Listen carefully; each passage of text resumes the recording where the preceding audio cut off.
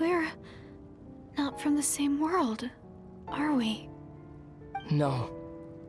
I come from your future. Wait, but that's great! That means the world isn't going to end.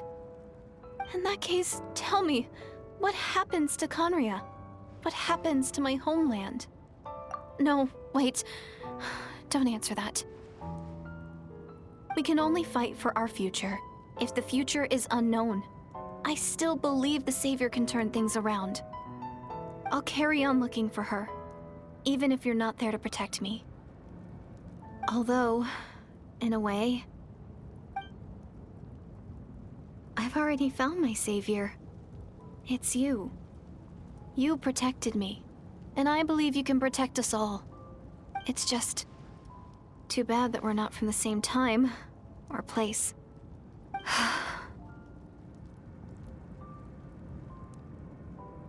Oh, one last thing before I forget. I know how much you want to find your sister. Surely she must be desperate to find you too. So, is there anything you can give me as a memento? Proof that we met? That way when I do find her, I can convince her that you're also searching for her.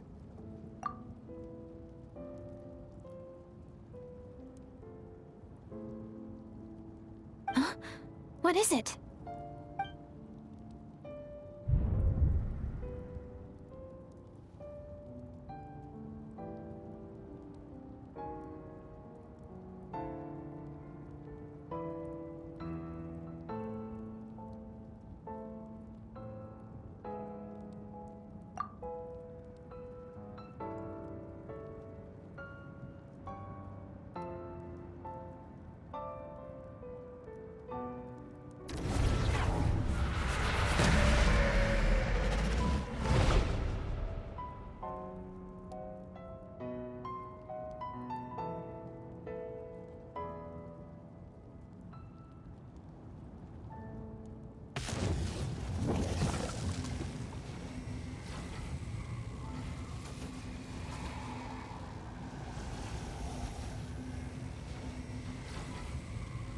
So that's what happened.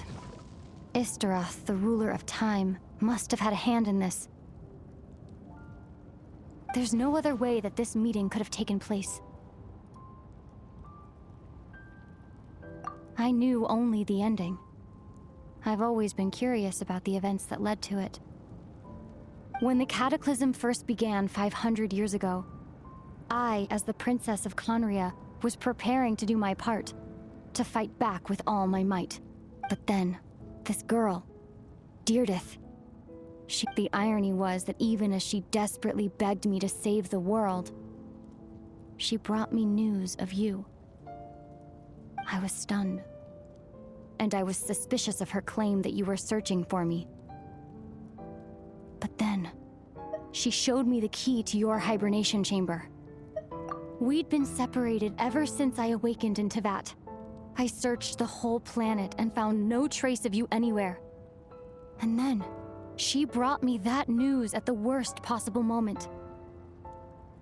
I was faced with an extremely difficult decision. I desperately wanted to see you again. But Conria was in equally desperate need of my help. I knew that no matter what I chose, I'd regret my decision for the rest of my days.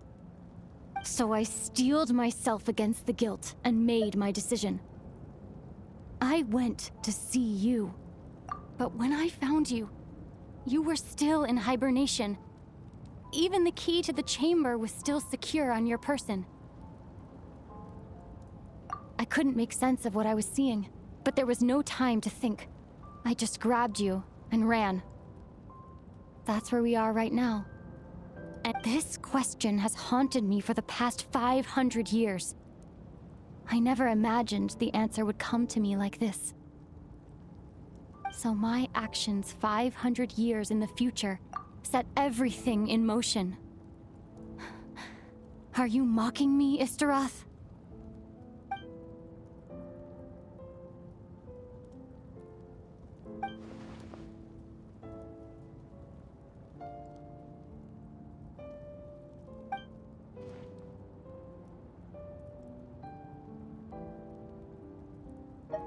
Not yet, but I've taken a very important step. Now, the ley lines of Conria are complete. I'd always thought that Tevat's ley lines were locked by the heavenly principles. No more can be added, and existing ones cannot be replaced. But then, I learned that Natlan's Night Kingdom appeared to be an exception to the rule. So I directed the Abyss Order to feign an attack on Natlan, buying me some time to enter the Night Kingdom and negotiate with the Lord of the Night. Unfortunately, for other reasons, even the Night Kingdom cannot host any new ley lines.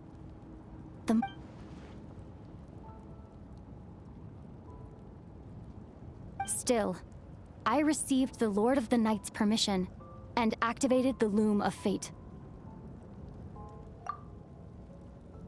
Using an Intivat as the base, I was able to grow a realm based on the Conria of 500 years ago, superimposing it over present-day Natlan's space-time. That superimposition is what allowed you and Deirdith to cross paths.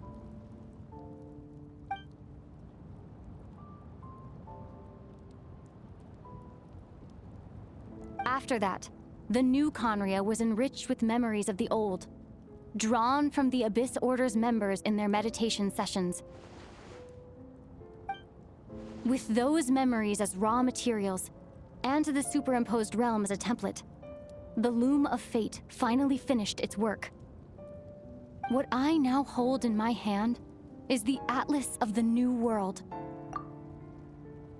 This is the product of the Loom of Fate, holding within it the entire network of New Conria's ley lines. With this, the nation once known as Conria can rise again. One day, I will find a suitable host location for it.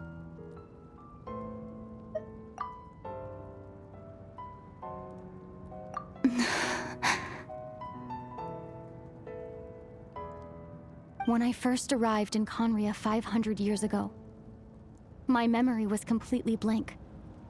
It was only after I had served as their princess for many years that I slowly began to remember everything, including you.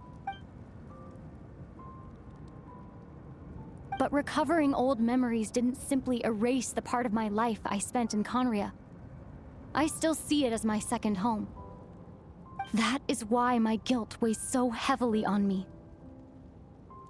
But even so, that only constitutes part of my motive. More importantly, if I wish to speak with the heavenly principles as an equal, I will need the might of an entire world behind me.